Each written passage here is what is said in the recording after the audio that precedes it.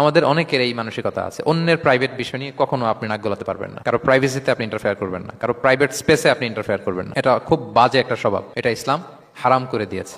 আমাদের অনেকের মধ্যে আছে খুঁটে খুঁটে, ভাই এটা কি ওইটা কি করছেন, সরকারি চাকরি না প্রাইভেট চাকরি, বেতন কত, বয়স কত, ওইটা কত, ওইটা কত, হাবি যাবি, এটা তার ইটস নট হিজ বিজনেস। তারপর মানুষ খুঁচিয়ে খুঁচিয়ে নিঃসন্তান দম্পতি আমি দেখেছি, তাদেরকে পেলে অনেকে, ভাই কি সমস্যা, কয় বছর হইলো বাচ্চা নিচ্ছেন না কেন, কবে হবে, কার সমস্যা, আপনার সমস্যা না ভাবির সমস্যা, বেটা তোর কি সমস্যা এটা বল।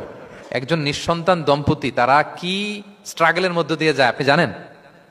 এটা তার জন্য পরীক্ষা। ওই পরীক্ষার মধ্যে আপনি খুঁচিয়ে খুঁচিয়ে, মানে সে kind of his a gynaecologist, treatment দিচ্ছে, ভাই কি হয়েছে, এইটা ওইটা, তাদেরকে বিব্রত করে একটা পরিস্থিতিতে ফেলা, এম্বারাসিং একটা সিচুয়েশনে ফেলা, এটা হারাম। এই ম্যানারগুলো ইসলাম আমাদেরকে ধরে ধরে শেখায় যে এটা তোমার বিজনেস না, তুমি খুঁচিয়ে খুঁচিয়ে মানুষের ব্যক্তিগত বিষয় যেটাতে সে বিব্রত বোধ করে, এগুলো তুমি জিজ্ঞেস করতে পারো না।